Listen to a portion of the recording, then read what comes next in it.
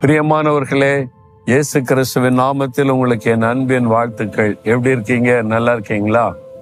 ஆண்டவர் இந்த நாள்ல உங்களோட பேசி உங்களுக்கு ஒரு அற்புதம் செய்ய விரும்பி தான் உங்களை சந்தித்து கொண்டிருக்கிறார். ஏன்னா உங்களுக்கு ஏதோ ஒரு பிரச்சனை, என்ன பண்ண தெரியாம கலங்கி கொண்டு இருக்கிறீங்க. ஒன்றும் பயப்படாதங்க, இயேசு உங்களுக்கு அற்புதம் செய்ய போகிறார். முதல்ல இந்த இடம் பார்த்து அழகா இருக்குதா? ஒரு கடல் தெரியுதா? இது அமெரிக்காவில் சான் பிரான்சிஸ்கோ பகுதியில் இருக்கிற கடல் பகுதி. இது பசிபிக் ஓஷன், பசிபிக் மகா சமுத்திரம்னு சொல்லுவோம்ல, அது நல்ல சில்லுன்னு இருக்கும். தண்ணி எல்லாமே குளிர்ந்த காற்று அடித்து கொண்டே இருக்கிறது. ரொம்ப அழகான ஒரு இடம் இது. அங்கிருந்து கொண்டு உங்களோட பேசுவது எனக்கு சந்தோஷம். சரி, ஆண்டவர் இன்னைக்கு என்ன வார்த்தை உங்களுக்கு சொல்றாரு தெரியுமா? எரேமியா 15ஆம் அதிகாரம் 20வது வசனம், உன்னை ரட்சிப்பதற்காகவும் உன்னை தப்புவிப்பதற்காகவும் நான் உன்னுடனே கூட இருக்கிறேன் என்று சொல்றார். என் மகனே மகளே, ஒன்னும் பயப்படாத, நான் உன்னோட கூட இருக்கிறேன் என்று ஆண்டவர் சொல்றார்.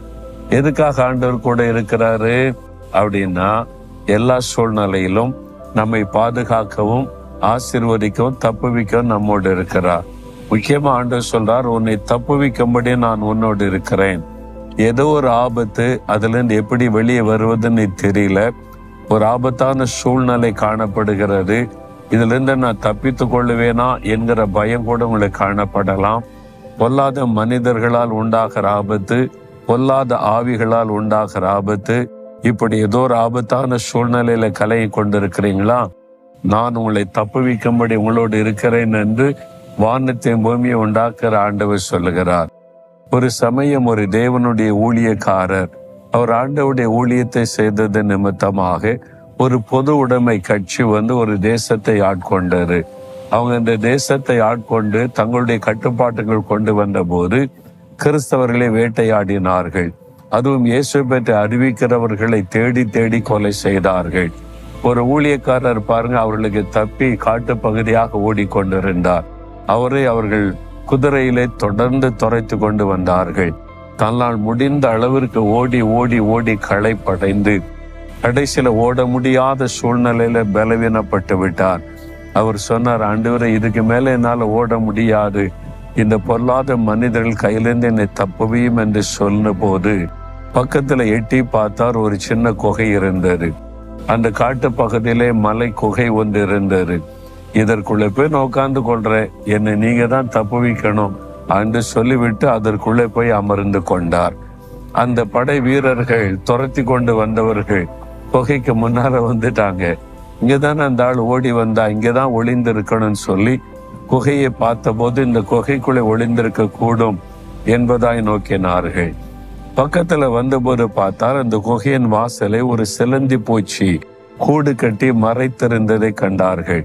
அவங்க சொன்னாங்க, சிலந்தி கூடு இருக்குது பார், வாசலையே மூடி இருக்கிறது, அதனால இதுக்குள்ள ஒரு ஆள் போயிருந்த சிலந்தி கூடு கட்டாயம் பாதிக்கப்பட்டிருக்கும், உள்ள யாரும் போவதற்கு வாய்ப்பில்லை, வாங்க போகலாம் என்று சொல்லி தொடர்ந்து போய்விட்டார்கள். அப்பதான் அந்த தேவ ஊழியக்காரர் கவனித்தார். அவர் அந்த குகைக்குள்ள வந்த உடனே தேவன் சில நிமிட நேரத்திற்குள்ளாக ஒரு சிலந்தி பூச்சிக்கு கட்டளையிட்டு அது வேக வேகமாய் ஒரு கோட்டை அந்த வாசலை மூடும்படி கட்டி முடிந்திருந்ததை அவர் கவனித்தார். ஆண்டவர் எவ்வளவு அற்புதமாய் இந்த பொல்லாத மனிதர்கள் கையிலிருந்து என்னை தப்புவித்தீர் ஆண்டவரே, ஒரு சிலந்தி பூச்சிக்கு கட்டளையிட்டு என்னை தப்புவித்தீரே இந்த ஆண்டவரை துதித்து கொண்டு வந்தார். பிரியமானவர்களே, உங்களை தப்புவிக்க தேவன் ஒரு சிலந்தி பூச்சிக்கு கட்டளையிட முடியும், ஒரு பறவைக்கு மிருகத்து கூட கட்டளையிட முடியும், ஆண்டவர் ஒரு மனிதனுக்கு கட்டளையிட முடியும். எதுவாயிருக்கட்டும், உங்களை தப்புவிக்க வேண்டிய பொறுப்பு ஆண்டவருடையது. இந்த இக்கட்டிலிருந்து, நெருக்கத்திலிருந்து, இந்த வேதனையிலிருந்து ஆண்டவர் உங்களை தப்புவிப்பார். பயப்படாதுங்க, விசுவாசத்தோடு சொல்லுங்க, என்னை தப்புவிக்க நீர் என்னோடு இருக்கிறீர் ஆண்டவரே, என்னை தப்புவிப்பீர், நான் விசுவாசிக்கிறேன் மட்டும் சொல்லுங்க. கரம் வைத்து சொல்லுங்க, ஆண்டவரே இயேசுவே, என்னை தப்புவிக்கும்படி என்னோட கூட இருக்கிறீர், இந்த இக்கட்டான சூழ்நிலையில் என்னை தப்புவிப்பீர், நான் விசுவாசிக்கிறேன், இயேசு கிறிஸ்துவின் நாமத்தில். ஆமேன், ஆமேன்.